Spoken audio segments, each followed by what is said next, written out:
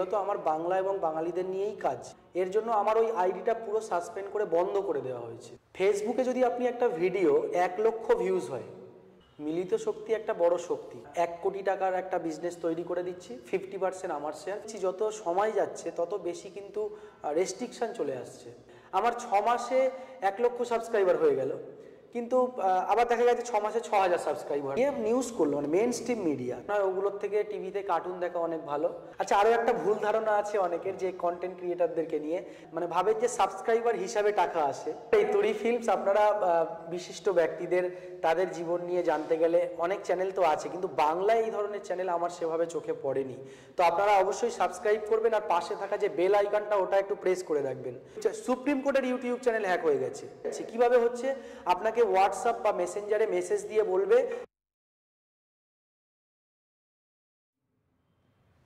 নমস্কার। গত কয়েকদিন ধরে আমরা কয়েকটা শব্দ খুব শুনছি, যেমন content creator, digital news portal. এইগুলো করলে নাকি রাতারাতি লাখপতি হয়ে যাওয়া যায়।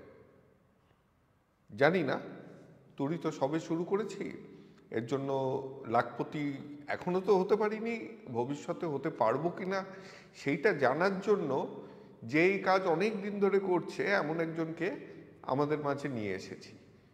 তার ইউটিউব, ফেসবুক মিলিয়ে 15 লাখের বেশি সাবস্ক্রাইবার। হ্যাঁ, লাখপতি হয়েছে সাবস্ক্রাইবারে, ব্যাংকে হয়েছে কিনা সেটা জানার জন্য আজকে আমাদের সাথে আকরামুল আছে। আকরামুল, নমস্কার। আপনাকেও অনেক শুভেচ্ছা। তো শুরু করি ওটা দিয়ে, লাখপতি হওয়া গেল। আপনি প্রথমে ভালোই বলেছেন যে ফলোয়ার্সে তো লাখপতি হয়েছি, এটা ঠিক। হ্যাঁ, অবশ্যই ভালোভাবে কন্টেন্ট ক্রিয়েট করতে পারলে তো লাখপতি হওয়া যায়, কিন্তু যেহেতু news channel, portal, digital media, তো এখানে একটু কঠিন লাখপতি হওয়াটা। কারণ নিউজ তো একটা সিরিয়াস বিষয়। তো এখানে মানুষজন একটা ধরুন 5 মিনিটের নিউজ, এখানে হয়তো মানুষ নিউজটার 50 সেকেন্ড দেখে বা 1.5 মিনিট দেখে। খুব কম মানুষ আছে যারা পুরো ভিডিওটা দেখে। সেক্ষেত্রে আমরা অন্যান্য কন্টেন্ট ক্রিয়েটার মূলত যারা, তাদের তুলনায় ভিউজটা কিছুটা হলেও কম পাই। মানে অন্যান্য কন্টেন্ট ক্রিয়েটার মানে নাচ গান করে, যারা নাচ গান করে, যারা বিভিন্ন রকম ভিডিও বানায় ইয়ার্কি, বা তারা মানুষকে আনন্দ দেয়। আমরা তো আনন্দ দিতে পারি না, আমরা দেশে এবং রাজ্যের বর্তমান পরিস্থিতি নিয়ে খুব সিরিয়াস বিষয়গুলো নিয়ে তুলে ধরি। সেখানে হয়তো আমরা আনন্দ দিতে পারি না, কিন্তু আমরা চেষ্টা করি বিকল্প মিডিয়ার একটা কাজ করার আর কি, সেই বিষয়গুলো তুলে ধরি। তো তোমার সম্বন্ধে আরও জানবো, তার আগে আপনাদের বলে দিই, আমরা আজকে আছি,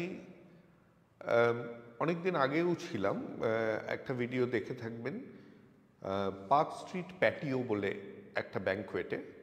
এটা খুব সুন্দর অ্যারেঞ্জমেন্ট এরা করে, আমাদের মাঝে মাঝে সুযোগ দেয় শ্যুট করতে। একদম পার্ক স্ট্রিটের উপরে কুইন্স ম্যানশন। যদি অলিম্পিয়া বারটা দেখে থাকেন, তার ঠিক উল্টো ফুটের ফার্স্ট ফ্লোরে। পার্টি করার জন্য, ছোট মিটিং করার জন্য এটা একটা আদর্শ লোকেশন। শহরের মধ্যে তো বটেই, আর খুব সুন্দর ব্যবহার, খুব সুন্দর অ্যারেঞ্জমেন্ট।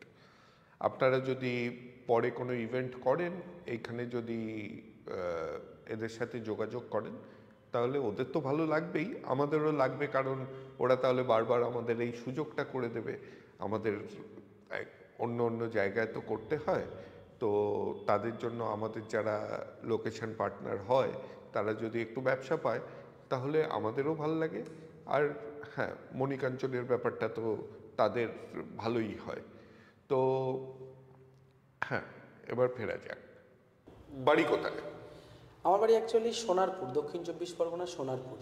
আচ্ছা, ওইখানেই ছোটবেলা থেকে? ওখানেই ছোটবেলা থেকে বড় হয়েছি, ওখানেই মানে দাদু বা দাদুর বাবা, ওখানেই আমাদের আদি বাড়ি। আগে আমাদের সোনারপুর থানা ছিল, এখন নরেন্দ্রপুর হয়েছে। আমরা অ্যাকচুয়ালি সোনারপুর আর নরেন্দ্রপুরের প্রায় মাঝামাঝি থাকি। নরেন্দ্রপুর রামকৃষ্ণ মিশন আছে, ঠিক তার পেছন দিকটায় আমাদের বাড়ি। আচ্ছা, তো বাবা কি করতেন? বাবার আগে চাষবাস ছিল, পরে বাবা সবজি টবজি বিক্রি করতেন, মানে চাষ তুলে দিয়ে। তারপরে 2007 সালে বাবা হজে যায়, যাওয়ার পর থেকে বাবা ফিরে আসে। তারপরে বাবাকে আর চাষবাস বা সবজি বিক্রি এগুলো করতে দিইনি। তারপর আমি নিজেই সংসারের হাল ধরেছিলাম 2007-এ। 2007-এ। তখন কি কি করতে? তখন তো আর কন্টেন্ট ক্রিয়েটার নয়। না, তখন তো আমি পড়াশোনা করতাম, তার সঙ্গে সঙ্গে আমার জেঠুর একটা সবজির দোকান ছিল, সেখানে বসতাম। তো সেখান থেকে একটা ব্যবসায়িক মাইন্ড তৈরি হলো। তারপরে একটা সিনেমা দেখলাম একদিন, তখন আমি ক্লাস 8 বা এরকম 7-8-এ পড়ি। সিনেমাটা ছিল অজয় দেবগানের, নামটা ভুলে যাচ্ছি। যাই হোক, হ্যাঁ, বলতে বলতে মনে পড়ে যাবে। হ্যাঁ, নামটা তো কি টারজান সম্ভবত। সেখানে দেখলাম যে একজন মেকানিক, সে কিভাবে গাড়ির কাজ করে, মানে একটা ভাঙা গাড়ি, সেই গাড়িটাকে সুন্দর করে তৈরি করে দিয়ে আবারও মানে খুব ভালোভাবে সে তার লাইফে খুব ভালো জায়গায় পৌঁছে গেছে। দ্য ওয়ান্ডার কার। হ্যাঁ হ্যাঁ হ্যাঁ হ্যাঁ, একদম। তো সেখান থেকে গিয়ে আমি পড়াশোনা করতে করতে বাবা মাকে কিছু না বলেই গ্যারেজে গিয়ে কথা বলে আসলাম যে আমি গ্যারেজে কাজ করব, এরকম গাড়ি মেকানিক হব বলে সেখানে পড়াশোনার পাশাপাশি কাজ করা শুরু করলাম। বাবা জানতে পারলো, বকাবকি করার পর আবার সেখানে ছেড়ে দিয়ে আবার পড়াশোনায় ব্যাক করলাম। তারপরে এভাবে চলছে। তারপরে এভাবে পড়ার পর পড়াশোনা কমপ্লিট হওয়ার পর আবার আমি একটা ট্র্যাভেলসে কাজ করতাম। তো আমি ট্র্যাভেলসে যেহেতু কাজ করতাম, বিভিন্ন জায়গায় যেতে হতো আমাকে। সেখানে গিয়ে আমার মনে হলো যে ট্যুর ম্যানেজ করা বা হ্যাঁ, মানে সব কিছু পারতাম। তখন যে ট্র্যাভেলসে কাজ করতাম আমি ড্রাইভিংও জানতাম। তো কোথাও গাড়ি নিয়ে গেলে ফ্রি টাইম কাটাচ্ছি, বা অফিসে রয়েছি যেখানে অনেকে টিকিটের জন্য ফোন করছে বা গাড়ির জন্য বা ড্রাইভারের জন্য ফ্রি টাইম পেতাম। তো তখন আমি মনে করতাম যে কিছু একটা কন্টেন্ট ক্রিয়েট করতে হবে। এই ভাবনাটা কিভাবে আসলো, আমি যখন ফেসবুকে, তখন আমার আকরামুল বাগানি নামে ফেসবুকে একটা অ্যাকাউন্ট ছিল। একটু না ইয়ারটা বলতে দেখো, কারণ যাতে টাইম লাইনটা বুঝতে পারি। ইয়ারটা বলা মুশকিল। মানে ট্রাভেলে কোন বছর থেকে কাজ করছো বলতে পারবো? কোভিডের আগে না পরে? না, অনেক আগে। তাহলে ঠিক আছে, মনে করে বলতে পারবো। বলি। হ্যাঁ। তো আমি তখন দেখলাম যে ফ্রি সময় কি করা যায়। তো আমি সোশ্যাল মিডিয়াতে বিভিন্ন সময় বিভিন্ন বিষয় নিয়ে ফেসবুকে লাইভ করতাম। কোথাও কোনো ঘটনা ঘটলে এটা নিয়ে একটা প্রতিবাদমূলক ভিডিও করতাম। একটা ভিডিও আমি দেখলাম যে প্রায় 19,000 ভিউজ হয়েছে। কলকাতার দিকে কোনো প্রোগ্রামে আসলে ধর্মতলার দিকে আমাকে অনেকে চিনতে পারতো, সেলফি তুলতো, ব্যাপারটা আমার বেশ ভালো লেগেছিল। এবং তখন আমার ট্র্যাভেলসে কাজ করতাম, কাজ করতে করতে একটা পার্ট আমার কাজ ছেড়ে যায়, মানে আমার 5K বা 6K ইনকাম কমে যায়। তো আমি ভাবলাম এটা কীভাবে কভার করা যায় বলে আমি ইউটিউবে একটা চ্যানেল করলাম, ইনসাফ বাংলা বলে। আমি সেদিন গাড়িতে বসেই একটা ভিডিও তৈরি করেছিলাম। তো সেই ভিডিওটা মোটামুটি ভিউজ হয়েছিল। সেখান থেকে মূলত পথ চলা শুরু হলো। পরে ফেসবুক পেজ করলাম। এখন আমার ফেসবুক ইউটিউব মিলিয়ে প্রায় 15 লক্ষর কাছাকাছি সাবস্ক্রাইবার বা ফলোয়ার্স আছে। আচ্ছা। তো তারপরে আস্তে আস্তে মানে প্রথমে শুরুটা করেছিলাম, বিশাল লক্ষ্য উদ্দেশ্য ছিল না, কিন্তু কাজ করতে করতে আস্তে আস্তে আমার সেই লক্ষ্যে আমি পৌঁছালাম যে বিকল্প মিডিয়ার কাজ কিভাবে করা যায়। মেন স্ট্রিম মিডিয়া তাদেরকে দেখছি, প্রিন্ট মিডিয়া তাদেরকে দেখছি, কোথাও থেকে আমার তাদেরকে নিয়ে অনেক মনে প্রশ্ন জাগলো। তো এই বিকল্প মিডিয়ার জন্যই আমি মূলত এই ইনসাফ বাংলা চ্যানেলটা তৈরি করলাম। আমার মনে হয়েছিল যে ইনসাফ বাংলা নাম দেওয়ার পেছনে কিছু কারণ রয়েছে, এবং আমরা যে মেন কারণ হলো যে ইনসাফ অর্থাৎ ন্যায়।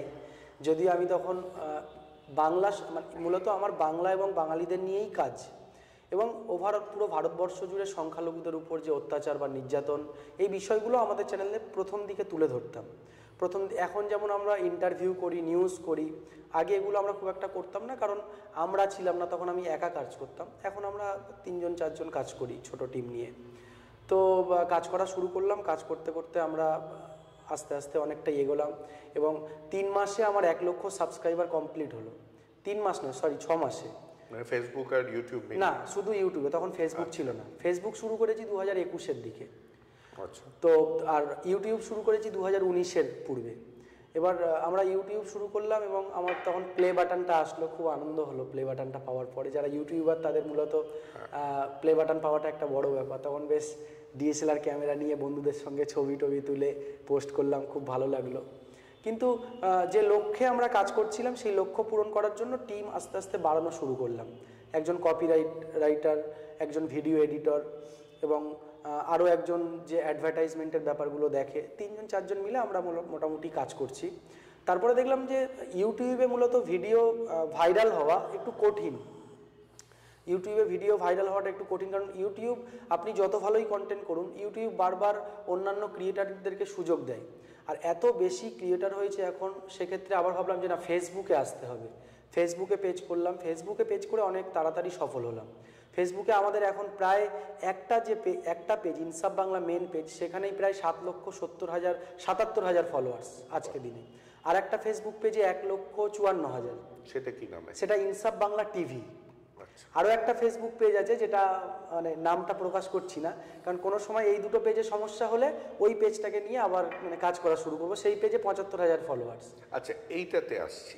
হ্যাঁ, যে নিউজ, আমরা কোনো রাজনৈতিক নামও নিচ্ছি না, কিচ্ছু নিচ্ছি না এখানে, কিন্তু নিউজে তো কিছুভাবে, আর ইনসাফ যখন তখন রাজনীতি চলেই আসে।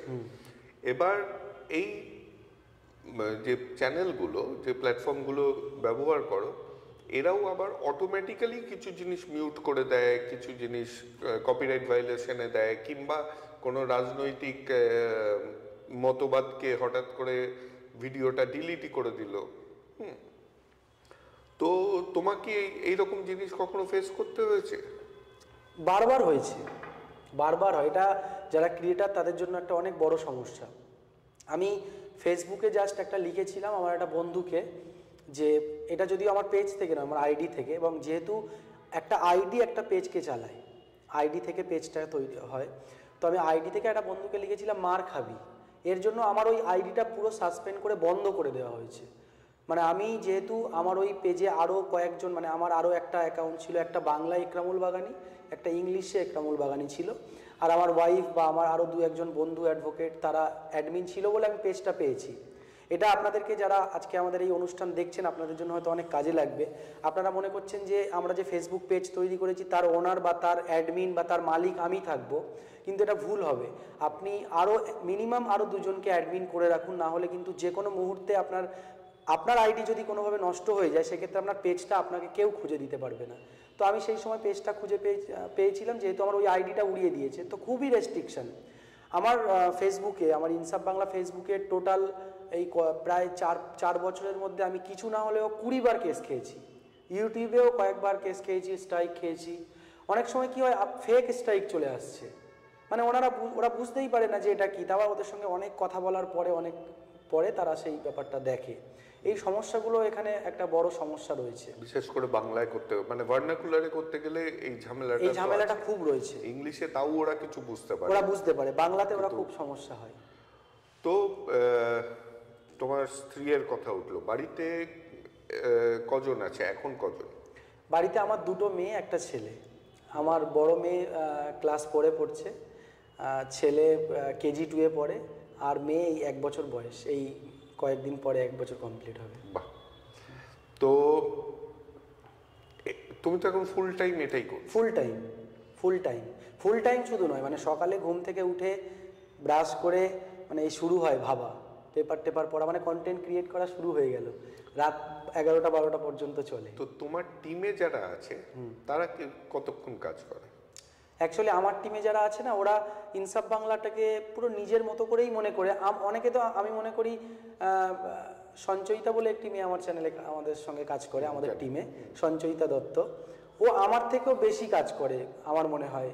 কারণ ও যেটা করে, ও কলকাতা হাইকোর্টে আসে বা বিভিন্ন অনুষ্ঠানে যায়, ইন্টারভিউগুলো কভার করে, আবার ট্রেনে যেতে যেতে কপি লেখে। ওর বাড়ি হলো ডায়মন্ড হারবারে। আবার ও বাড়িতে গিয়ে সেই ভিডিওটা আবার অনেক সময় নিজে কিছুটা রেডি করে, কিছুটা আমি রেডি করি, কিছুটা এডিটরকে বলে দিতে হয়। তো একেবারে প্রায় ফুল টাইম কাজ করে সকলেই। তো এই যে কিছুদিন ধরে ইন্টারনেট পুরো জোয়ার বয়ে যাচ্ছে, আমি বুঝতে পারছি না কেন, তোমাকেও জিজ্ঞাসা করি যে এত ঘন্টা কাজ করতে হবে, হ্যাঁ, বাড়িতে বসে থেকে কি লাভ? হ্যাঁ, উনি একটা খেলো এর মধ্যে বলে দিয়েছেন লঘুভাবে যে বউয়ের মুখের দিকে, তাই নিয়ে একটা ইস্যু তৈরি হয়ে গেল। কিন্তু যদি কাজটাকে ভালোবাসো, তখন কি এইটা মাপো যে কত ঘন্টা কাজ করছো? না, একদমই নয়। আজকেই যেমন আজকে আমি আপনার সঙ্গে ইন্টারভিউ দিচ্ছি, আপনাকে অনেক ধন্যবাদ জানাই, আমার খুব ভালো লাগছে আপনার সঙ্গে বসে কথা বলতে। আমারও তো। আমি আজকেই যেমন ইন্টারভিউটা দিয়ে বাড়িতে যাব, তারপরে কলকাতা হাইকোর্টে আমার একজন দাদা রয়েছে, পরিচিত দাদা, মোফাক্কেরুল ইসলাম। উনি সোশ্যাল মিডিয়াতে খুব পপুলার। ওনার একটা ফেসবুকে শুধু 17 লক্ষ ফলোয়ার্স আছে। উনি অ্যাওয়ারনেস করেন মূলত। তো ওনার সঙ্গে আজকেই হয়তো পুরুলিয়াতে যাব 3 দিনের ট্যুর। এখানে আর কাজ টাজ কিছু মাথায় রাখবো না, এখানে টিমে যারা আছে তারা মোটামুটি বিষয়টা দেখে নেবে। যেহেতু আমি বললাম না আপনাকে যে আরও যারা 2-3 জন কাজ করে ওরাও ইনসাফ বাংলাকে নিজের চ্যানেল মনে করে, তো ওরা কাজ করছে, টানা 20 দিন কাজ করলো, আবার 6 দিন ছুটি করে নিল প্রয়োজনে। কিন্তু সেটা তো এখন, হ্যাঁ শুরু যখন করেছিলে তখন তো একা যখন ছিল তখন তো এর থেকেও বেশি কাজ করতো, বেশি কাজ করতাম। হ্যাঁ না, কিন্তু তখন কি ছিল, তখন না কন্টেন্ট ক্রিয়েটার রোজগারও কম ছিল। রোজগার কম ছিল, কিন্তু তখন কন্টেন্ট ক্রিয়েটারটা তুলনামূলক কম ছিল ডিজিটাল মিডিয়ায়। এখন যেমন ডিজিটাল মিডিয়াতে একটা নেগেটিভ দিক, এটা যেমন ডিজিটাল মিডিয়া এখন বিকল্প মিডিয়া, কিন্তু একটা নেগেটিভ দিক রয়েছে। যে পারছে একটা করে বুম কিনে নিয়ে, কলকাতার মেট্রো গলিতে পাওয়া যায়, যারা চাইছেন আপনারাও কিনে নিতে পারেন, মেট্রো গলি থেকে একটা বুম কিনে নিচ্ছে, একটা খুব সস্তার বোয়া মাইক বা কোনো কোম্পানির মাইক কিনে নিচ্ছে, নিয়ে একটা ইউটিউব চ্যানেল ক্রিয়েট করেই মানে খুব মানটা খুব কমে গেছে আর কি অনেকটা। তখন এত ক্রিয়েটার ছিল না, তখন কন্টেন্ট কম করতাম, ভিউজ বেশি হতো। এখন কন্টেন্ট একটু বেশি করতে হচ্ছে তুলনামূলক। আচ্ছা, তাহলে এই একটা প্রশ্ন আমার মনে জাগে, যেটা বাংলা নিয়ে। দেখো, সবাই ভাবে লাখ লাখ টাকা, যেটা আমরা জানি, আর এতক্ষণে আপনারাও নিশ্চয়ই জেনে গেছেন যে এ থেকে লাখ লাখ টাকা উপার্জন করা যায় না। আচ্ছা, এই বিষয়ে কি আমি একটু বলবো? আমি খুব খোলামেলাই বলছি আজকে, যেহেতু আমাদের এই অনুষ্ঠানটা খুব খোলামেলাই অনুষ্ঠান, দীর্ঘক্ষণের অনুষ্ঠান। ফেসবুকে যদি আপনি একটা ভিডিও 1 লক্ষ ভিউজ হয়, নিউজের ক্ষেত্রে বা সিরিয়াস যে ভিডিওগুলো সেক্ষেত্রে কিন্তু 1 লক্ষ ভিউজে $1 থেকে $2 দেয় ফেসবুক, মানে $85 $1 থেকে $150 আর কি দেয়। ইউটিউব সেক্ষেত্রে একটু আলাদা, ইউটিউব প্রায় $8 থেকে $10, $15, $20ও দিয়ে দেয় যদি ভিডিওটা বেশি মানে বড় ভিডিও হয়, লং ভিডিও হয়, বেশিক্ষণ মানুষ দেখে। তো এখান থেকে যে লক্ষ লক্ষ টাকা রোজগার, এই ধারণাটা সম্পূর্ণ ভুল। সেটাই বলছি, তো এই ধারণাটা মোটামুটি মাথা থেকে কাটিয়ে দেওয়া উচিত। কিন্তু তার উল্টো দিকে আমার যে প্রশ্ন, যে হ্যাঁ চ্যানেল খোলা ফ্রিতে হয়, কিন্তু এই মনিটাইজেশনের জন্য একটা মিনিমাম ক্রাইটেরিয়া, যেমন ইউটিউবে 4,000 ঘন্টা ভিউ হতে হবে, 1,000 সাবস্ক্রাইবার হতে হবে গত 365 দিনে, সেটা খুব সহজ ব্যাপার নয়। কিন্তু এই তাতে কি হয়, তাতে আমি এক্সপেক্ট করেছিলাম বাঙালিদের মধ্যে যারা কন্টেন্ট ক্রিয়েট করছে 5-6 জন মিলে একটা চ্যানেল তৈরি করবে, যাতে সেই চ্যানেলটা আরো বেশি রোজগার করবে, নিজেদের মধ্যে ভাগ করে। এক গাধা চ্যানেল দেখছি যেগুলো মনিটাইজ, দেখেই বোঝা যাচ্ছে মনিটাইজেশন কোনোদিন রিচও করবে না। তারা যদি একত্রিতভাবে কাজ করতো তাহলে হয়তো অনেক ভালো কাজ করতে পারতো। কিন্তু বাংলায় এই রেশারেশিটা কি মানে কোনোদিনই যাবে না নাকি? যেমন তুমি একটা চ্যানেল, আমি একটা চ্যানেল, একসাথে বসে আমরা এই নিয়ে আলোচনা করছি একদম, কিন্তু অন্যরা যেন একে অপরের সাথে লড়াই করতে ব্যস্ত। বিশেষ করে যারা ভ্লগার, যারা তারা যেন সব সময় নিজেদের মধ্যে লড়াই করছে। তো এই একত্রিতভাবে জিনিসগুলো করছে না কেন? বাংলার বাইরে কিন্তু হচ্ছে। দেখুন, মিলিত শক্তি তো একটা বড় শক্তি, এটা আপনি খুব ভালো একটা পয়েন্ট বলেছেন। মিলিত শক্তি একটা বড় শক্তি, কিন্তু কি বলুন তো, ব্যাপারটা হলো যে এই যে ইন্ডিপেন্ডেন্ট বিষয়টা, আমার ইনসাফ বাংলা আমার নিজের চ্যানেল, আরও 3-4 জন কাজ করে, ওরাও নিজের মনে করে করে, তাতে আমার সমস্যা হয় না। কিন্তু যখনই একটা টিম ওয়ার্ক করবো, মানে এক একজনের এক এক রকম মতামত, সেই মতের মিল হওয়াটা খুব মুশকিল। কারোর মনে হবে একটা 4 জনের টিমে, কারোর মনে হবে কি দরকার 1.5 লক্ষ টাকা ব্যয় করে একটা ক্যামেরা কিনতে যাব, মোবাইলেই তো হয়ে যাচ্ছে। আবার যে মনে করছে যে মোবাইলে হয়ে যাচ্ছে, আমার মনে হতে পারে যে না, ক্যামেরার কোয়ালিটি অনেক ভালো, এর রিচ অনেক বেশি হয়। সেখানে মেজরিটি রুলস, মানে বাংলায় এর জন্য আমারও বলতে মানে খুব একটা ওই হয় না, বাংলায় নিউক্লিয়ার ফ্যামিলির মতন ব্যাপার। এটা আমরা হই কারণ আমার মতটাই যেন সব সময় ঠিক মত হতে হবে। একসাথে অনেকে কাজ করলে তাদের মত যদি আমার মতের বিরুদ্ধে যায়, আমি বেরিয়ে যাবো, এরকম একটা ব্যান্ড। ঠিকই বলেছেন, কোনো ব্যান্ড দেখছি না বেশি দিন, 3-4টে ব্যান্ড ছাড়া বেশি দিন চলে।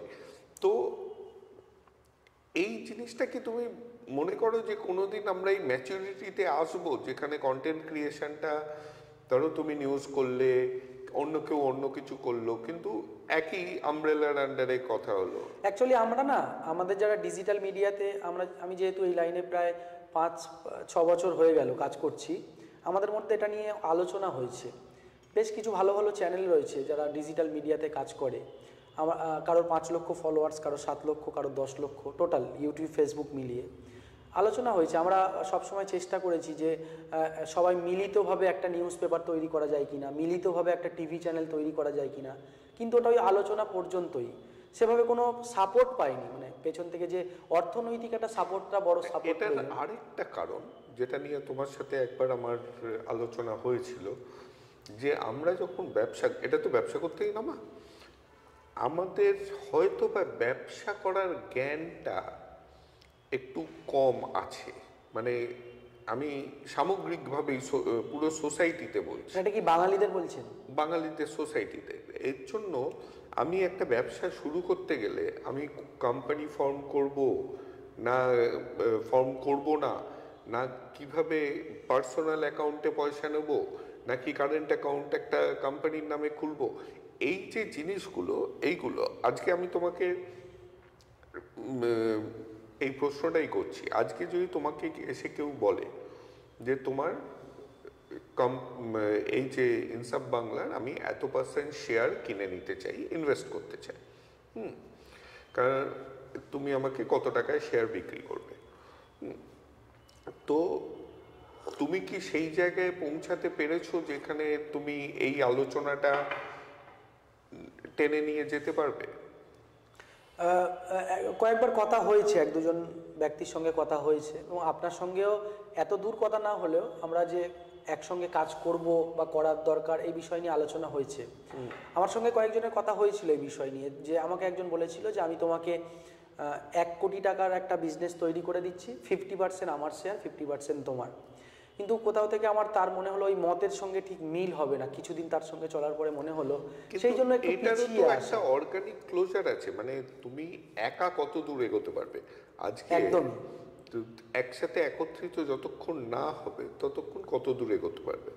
যেমন অনেকেই যারা মানে বড় সিনিয়র যারা জার্নালিস্ট আছে তারাও নিজের ওইতে বেরিয়ে নিউজ পোর্টাল করে করতে পারে, ডিজিটাল মিডিয়া করেছে, তারাও কিন্তু একত্রিত হতে হচ্ছে, কারণ একার পক্ষে মানে জিনিসটা ঠিক মানে ছড়ানোটা সম্ভব না। সবারই তো একটা আলাদা ফলোয়িং আছে। তো আমি যে জিনিসটা দেখছি, আমি জানি না তুমি মানবে কিনা, যে এই যে ব্যাকিং হচ্ছে, চ্যানেলটা খুলছে, পয়সাটা যেটা আসছে ম্যাক্সিমাম সেভিংস অ্যাকাউন্টে আসে। অনেক সময় একটা কোম্পানি খোলা হয় যে যার স্ট্রাকচারটা ঠিক থাকে না ইনভেস্টমেন্টের জন্য। মানে শেয়ার বিক্রি করতে গেলে এমনই একটা স্ট্রাকচার তৈরি করতে হবে যার শেয়ার আছে। যদি 50% শেয়ার নিতে কোনো ইনভেস্টর চায় পয়সা দিয়ে, তাহলে সেই কোম্পানিতে শেয়ার ইস্যু করা থাকতে হবে, এমন কোম্পানি হতে হবে। তো অনেক সময় দেখা যায় ধর পার্টনারশিপে ওই ইউনিট শেয়ার করে তুমি বিক্রি করতে পারো না। তো আমি অনেকের সাথে কথা বলেছি, কয়েকজন সোসাইটি বানিয়ে নেয় যেটাতে নো প্রফিট নো লসে চলছে, তাহলে অ্যাজ অ্যান ইনভেস্টার সে দেবে কেন? তো এই যে জিনিসটা, এই অ্যাডভাইস দেওয়ার, এই ব্যবসার অ্যাডভাইস দেওয়ার লোকের, আজকে যদি তুমি চাও অ্যাডভাইস, তাহলে কি তুমি জানো এত তো ঘুরছো, তুমি জানো কার কাছে যেতে হবে? মানে আমার প্রশ্ন তোমাকে নিয়ে নয়, আমার প্রশ্ন হচ্ছে আমাদের সমাজে সামগ্রিকভাবে আমরা কি জানি কার অ্যাডভাইস নেব? আমি প্রথমেই আপনাকে বললাম যে আজকে ডিজিটাল মিডিয়া যেমন বিকল্প মিডিয়ার কাজ করছে একটা শ্রেণীর ডিজিটাল মিডিয়া, আমরা আজকে সত্য খবর দেখতে গেলেই আমাদেরকে সেই অভিষেক শর্মা, রাবিশ কুমার, ধ্রুব রাঠি এদের দিকেই আমাদেরকে ফিরে যেতে হয়। বাংলাতে তেমন চ্যানেল আমার খুব একটা নলেজের নেই। আপনি ঠিকই বলেছেন, এই নলেজটা নেই বলেই কিন্তু সত্যি যে কোথায় গেলে আমরা সঠিক অ্যাডভাইস পাবো, মানে আমাদের যে জ্ঞান বা যে যতটা ধারণা বা বুদ্ধি ওই পর্যন্তই সীমাবদ্ধ। যে মনিটাইজেশন কিভাবে হবে, একটা ব্যাংক অ্যাকাউন্ট সেখানে অ্যাড করতে হবে, ব্যাংকে টাকা আসবে। আপনি যেটা বললেন সত্যি এটা নতুন বিষয়, যে কারেন্ট অ্যাকাউন্ট নাকি সেভিংস অ্যাকাউন্ট, কোনো কোম্পানি ফার্ম করা, রেজিস্ট্রেশনের বিষয়, এই বিষয়গুলো সত্যি ডিজিটাল মিডিয়া যারা চালায় তাদের অধিকাংশই হয়তো 90% এই নলেজটা নেই। এবং অ্যাডও যদি ছোট স্পন্সরশিপও হয়, বড় কর্পোরেট তো কখনো দেবে না, ছোট উদ্যোগীরা দেবে হয়তো, কিন্তু বড় কর্পোরেট সে তো একটা প্রাইভেট লিমিটেড কোম্পানি কিংবা একটা লিমিটেড কোম্পানি চাইবে পিছনে দেখতে যাদের সাথে এনগেজড হচ্ছে। তো অ্যাটলিস্ট একটা এজেন্সি এলএলপি লেভেলে থাকতে হবে, রেজিস্টার্ড হতে হবে। তো এবার ফেরত আসি তোমার চ্যানেলে, এইটা তোমার সাথে কথা বলতে বলতে একটু বেরিয়ে গেলাম। তো এরপর কি? না, এই বিষয়টা আপনি যেটা তুলে ধরলেন, আজকে যারা আমাদের এই অনুষ্ঠান দেখছেন, আশা করছি অনেক কন্টেন্ট ক্রিয়েটার ভাই বোনেরা আমাদের এই অনুষ্ঠান দেখবেন, আপনাদের জন্য এটা অনেক কাজে লাগবে। অন্তত আজকে থেকে ভাবতে পারবেন যে সত্যি তো যে টাকাটা আমার আসছে অ্যাডসেন্স থেকে, সেই টাকাটা আমার কি সেভিংস অ্যাকাউন্টে পড়ছে আসছে, নাকি কোনো কোম্পানি ফার্ম করা উচিত, এই বিষয়টা নিয়ে অন্তত খোঁজ খবর নেওয়াটা শুরু হবে। এটা ছিল না এতদিন, সেভাবে গ্রো করতে সুবিধা হবে। নাহলে এক জায়গায় গিয়ে আটকে যেতে হবে। আর যখন দৈনন্দিন পুরো আমি আমার রোজগারটা একই সোর্সে দিচ্ছি, তখন আমাকে গ্রোথ পার্টটা রাখিয়ে দিতে একেবারেই। হ্যাঁ, তো এরপর কি? এরপর আমরা চেষ্টা করছি, আমরা আমাদের এক্স হ্যান্ডেল বা টুইটার এবং এক্স হ্যান্ডেল বা ইনস্টাগ্রাম, ফেসবুক, আমরা পুরো সোশ্যাল মিডিয়া জুড়েই কাজ করছি। আমাদের মূলত লক্ষ্য ওটাই, যে আমরা চেষ্টা করি প্রতি মুহূর্তে। তবে একটা জিনিস আমরা দেখছি, যত সময় যাচ্ছে তত বেশি কিন্তু রেস্ট্রিকশন চলে আসছে, তত বেশি নতুন নিয়ম চলে আসছে, সে তো আসবেই। সেগুলো একটা মানে মুশকিল হচ্ছে। আর আপনি যেটা বললেন যে একসাথে কাজ করা, এটা সঠিক, যে আমরা আমাদের ভারতে বলুন, পশ্চিমবাংলায় বলুন বা বিদেশে অনেক ক্রিয়েটার দেখি, তারা একটা টিম ওয়ার্ক করে, যার জন্য তারা অনেক বড় হয়েছে। আমরা কিন্তু একটা জায়গার পর বাড়তে পারিনি। আমার 6 মাসে 1 লক্ষ সাবস্ক্রাইবার হয়ে গেল, কিন্তু আবার দেখা গেছে 6 মাসে 6000 সাবস্ক্রাইবার হয়েছে। তোমাকে একটা ছোট্ট উদাহরণ দিচ্ছি, কারণ ম্যাচিওর তো করছে। তুমি দেখবে একটা মিউজিক ডাইরেক্টরের গানে আজকে অন্য মিউজিক ডাইরেক্টর কণ্ঠ দিচ্ছে। আগে যেটা হতো না। একটা ফিল্ম ডিরেক্টরের সিনেমায় অন্য ফিল্ম ডিরেক্টর এসে অ্যাক্টিং করে যাচ্ছে। কারণ তাদেরও কিন্তু সব জায়গায় তো শুকিয়ে আসছে, রোজগারের সাধনটা শুকিয়ে আসছে। তাদেরকেও এরকমভাবে যদি না করে তাহলে তারা এগোতে পারছে না। এবং এটা বড়রাই, তুমি দেখতে পাবে বম্বেতেই অনেক বড় বড় মিউজিক ডাইরেক্টর অন্যের গানে, শঙ্কর মায়াদেবানি এআর রহমানের সুরে গান গাইছে গোছের, কিংবা আমাদের পিকুতে Aniruddha Roy Chowdhury national award winner director Sujit সরকারের সিনেমায় একটা ছোট্ট রোল করলো। তো এটা অনেক সময় বন্ধুত্বর ক্ষেত্রে, অনেক সময় পয়সার জন্য হয়। তো এই কন্টেন্ট ক্রিয়েশনেও যেন আমরা সেই দিনটা দেখতে পাই, যাতে একসাথে এসে একে অপরকে হেল্প করছে। একেবারেই। এবং আরও একটি গুরুত্বপূর্ণ বিষয় হলো যে এই কন্টেন্ট ক্রিয়েটার যারা, আমাদেরকে একটা বিষয় খেয়াল রাখতে হবে, সেটা আমি নিজেও খেয়াল রাখার চেষ্টা করি, কোথাও থেকে একটা বিশ্বাসযোগ্যতা হারাচ্ছে। এত বেশি এডিটিং, মানে এডিটিং বলতে এআই এর সাহায্যে এখন, বা বিভিন্নভাবে আমরা এডিটিংয়ের সাহায্যে এত বেশি আর্টিফিশিয়ালি ব্যাপারগুলো জুড়ে দিচ্ছি, মানে বিশ্বাস হারাচ্ছে যে ওটা ইউটিউবের খবর। হ্যাঁ, সত্যতা না। আমার বাবা দেখে বলছে, বাবু তাড়াতাড়ি বাড়ি চলে আসিস আজকে। কেন, কি হয়েছে? শীতের সময় এখন কি হয়েছে? বলছে না, ওই ঝড় আসছে তো। মানে সারা বছরই মানে ভিডিওটা ভিউজ হচ্ছে, মানে আমি আমার সাবস্ক্রাইবার যারা, তাদের বিশ্বাসযোগ্যতাকে হারিয়ে নষ্ট করে আমি কিন্তু বারবার ওই একই কন্টেন্ট, যে ঝড় আসছে, তুফান আসছে, বিভিন্ন রকম ঝড়ের নাম। কিন্তু সামগ্রিক নিউজেই হয়েছে, টিভি চ্যানেল কি দিচ্ছে না এরকম খবর? না, টিভি চ্যানেলে এটার জন্যই তো বিকল্প মিডিয়া, ডিজিটাল মিডিয়া। কিন্তু তাদের তো তাও একটা রেগুলেশন আছে, একেবারে, তাও তারা দিচ্ছে।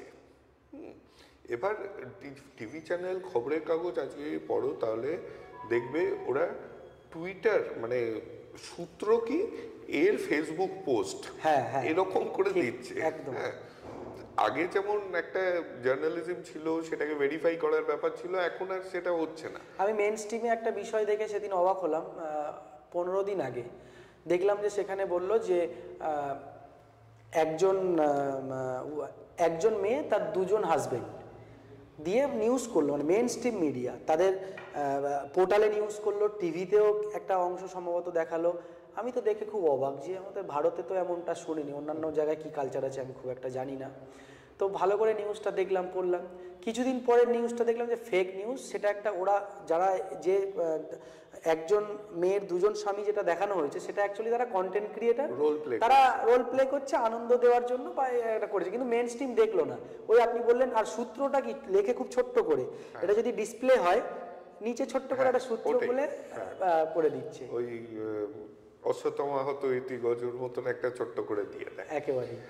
যাই হোক, মানে অন্য ডিস্ট্রিক্টে যাওয়ার ইচ্ছা আছে? এখন তো মোটামুটি তোমাকে দেখি মানে যতখানি সাউথ 24 পরগনা, নর্থ 24 পরগনা, কলকাতাটাই, হ্যাঁ সেটা এই টিম নিয়ে তো করার। কোনো একটা সময় কি আমরা দেখবো যে তুমি অন্য ডিস্ট্রিক্টে পৌঁছাচ্ছ? মূলত ইনসাফ বাংলা চ্যানেল যে কাজটা করে, আমরা ইস্যু ভিত্তিক কাজ করি।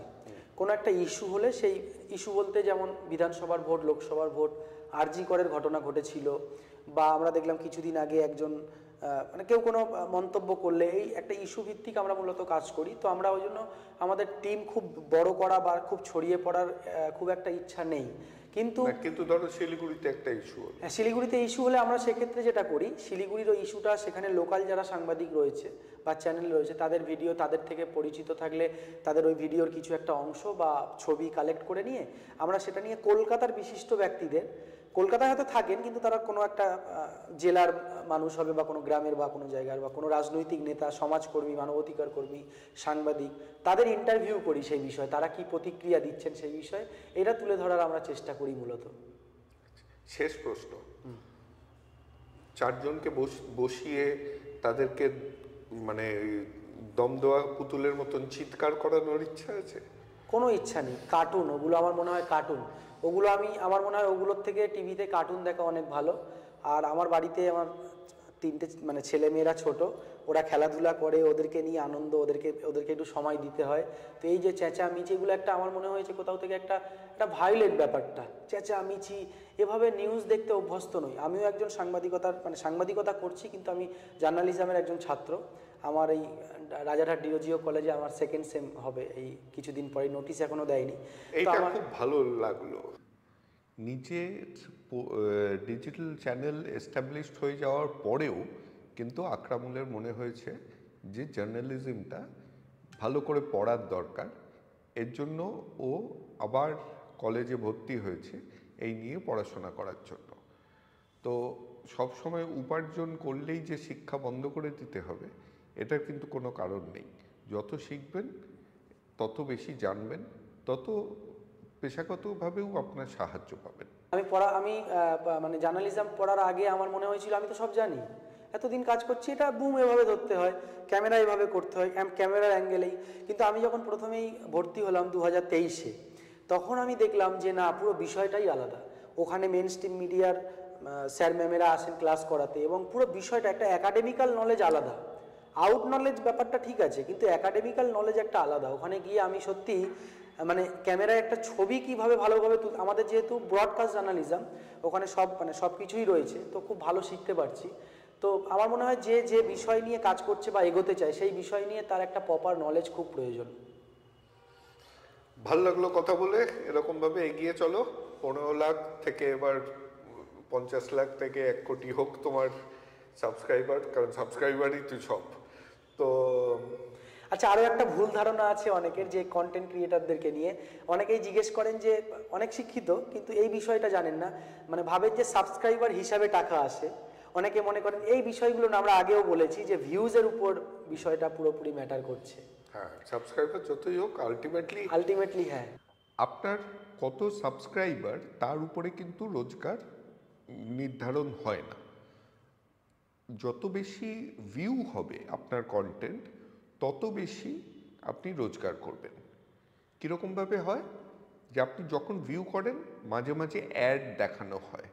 তো যেই প্ল্যাটফর্মেই হোক, ফেসবুক হোক, ইউটিউবে হোক, যেখানেই ওই প্ল্যাটফর্মটা যত বেশি অ্যাড দেখায়, ওই প্ল্যাটফর্মে যারা অ্যাডটা দেয় তাদের থেকে তারা যে উপার্জন করে নিজের একটা কাট রেখে, তারপরে যে কন্টেন্ট ক্রিয়েটার তাদেরকে তারা বাকিটা দিয়ে দেয়। এই করেই কন্টেন্ট ক্রিয়েটার রোজগার করে অ্যাড থেকে, কিন্তু সাবস্ক্রাইবার থেকে নয়। কিন্তু সাবস্ক্রাইবারটা কেন দরকার? সাবস্ক্রাইবারটা দরকার যাতে বেশি সাবস্ক্রাইবার যদি বেল আইকনটা দিয়ে রাখে, তাহলে তাদের কাছে নোটিফিকেশান বেশি যায় যে নতুন ভিডিও এসছে, তারা তত বেশি দেখে, করে আখেরে গিয়ে ভিউটা বাড়ে। প্রতিবার নতুন নতুন লোক খুঁজিয়ে ভিডিওটা দেখাতে হয় না। তো এর জন্য সাবস্ক্রাইবারটা একটা ফাউন্ডেশন তৈরি করে দেয়, কিন্তু সাবস্ক্রাইবার থেকে রোজগার হয় না, রোজগার কিন্তু হয়। এবং কারোর যদি 4 মিলিয়ন সাবস্ক্রাইবার থাকে, 4 মিলিয়ন সাবস্ক্রাইবার, বা ফেসবুকে 10 মিলিয়ন ফলোয়ার্স, কিন্তু তার যদি কোনোভাবে ভায়োলেশন হয়ে যদি অ্যাডসেন্স চলে যায়, অ্যাডটা উড়ে যায়, সেক্ষেত্রে কিন্তু পুরো শেষ। এবং এখন একটা সতর্ক হতে হবে। আমি আপনাদেরকে বলবো যে যারা আজকে এই অনুষ্ঠান দেখছেন, যে হ্যাক হয়ে যাচ্ছে প্রচুর ইউটিউব, সুপ্রিম কোর্টের ইউটিউব চ্যানেল হ্যাক হয়ে গেছে, ভাবতে পারছেন? ফেসবুক পেজ হ্যাক হয়ে যাচ্ছে, পুরো উড়ে যাচ্ছে। কিভাবে হচ্ছে? আপনাকে হোয়াটসঅ্যাপ বা মেসেঞ্জারে মেসেজ দিয়ে বলবে যে আপনারা $5,000 মাসে আর্নিং করতে পারবেন, আমাদের এই কোম্পানির সঙ্গে যোগাযোগ করুন। যোগাযোগ করতে গেলে এখানে ক্লিক করুন। এই যে পরপর ক্লিক করতে করতে একটা সময় গিয়ে আপনার ফেসবুক বা ইউটিউব তারা হ্যাক করে নিচ্ছে এবং পুরোপুরি তাদের কন্ট্রোলে চলে যাচ্ছে। সেটা ফিরিয়ে আনা খুব মুশকিল। 90% ফিরিয়ে আনা যায় না, 10% ফিরিয়ে আনা যায়। এটা খুব সাবধান হতে হবে যারা ক্রিয়েটার। একটা সিজন আগে যদি শার্ক ট্যাঙ্ক দেখে থাকেন, একটা কোম্পানি পিচ করতে এসেছিল, তাদের আগে একটা ব্যবসা ছিল, 100 জনের উপরে কাজ করত, কিন্তু রাতারাতি সেটা বন্ধ হয়ে যায়। কারণ তারা এইরকম প্ল্যাটফর্মে কন্টেন্ট বানাতো, 100 জনের উপরে কাজ করতো, মানে বিশাল কন্টেন্ট বানাতো।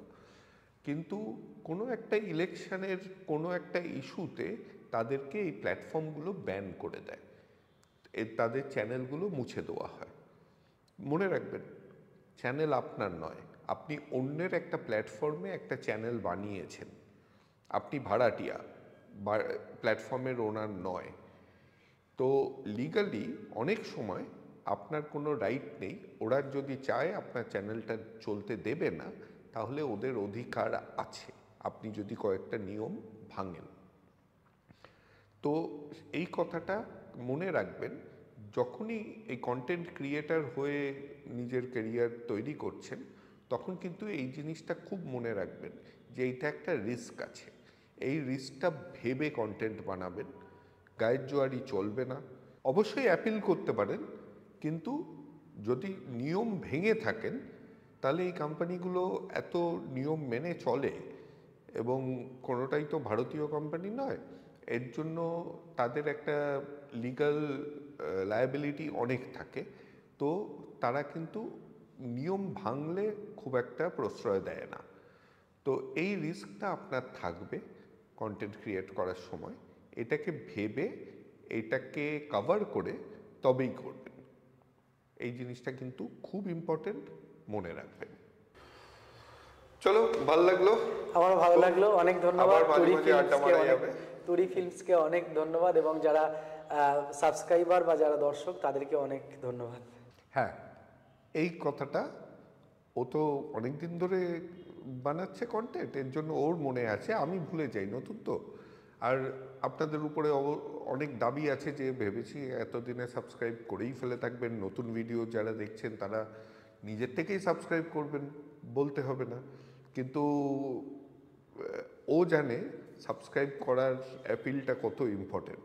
একটু বলে দাও আমাদেরও যেন সাবস্ক্রাইব করে। একেবারেই তুরি ফিল্মস, আপনারা বিশিষ্ট ব্যক্তিদের তাদের জীবন নিয়ে জানতে গেলে অনেক চ্যানেল তো আছে, কিন্তু বাংলায় এই ধরনের চ্যানেল আমার সেভাবে চোখে পড়েনি। তো আপনারা অবশ্যই সাবস্ক্রাইব করবেন, আর পাশে থাকা যে বেল আইকনটা ওটা একটু প্রেস করে রাখবেন। আপনারা অনেকেই সাবস্ক্রাইব করে রেখেছেন, কিন্তু বলেন যে হয়তো দেখা হলো, বললেন যে দাদা বা স্যার আমরা ভিডিও দেখতে পাচ্ছি না তো তুরি ফিল্মসে, কেন পান না বলুন তো? বারবার নোটিফিকেশনগুলো আসে, অন করেন না, দেখতে পান না। আবার একবার ইউটিউবে গিয়ে তুরি ফিল্মস লিখবেন, আবার দু একটা ভিডিও দেখবেন, লাইক করবেন, একটু কমেন্ট মন্তব্য করবেন, আবার দেখবেন আপনাদের কাছে নোটিফিকেশন আগের মতোই ঠিকঠাকভাবে আসছে।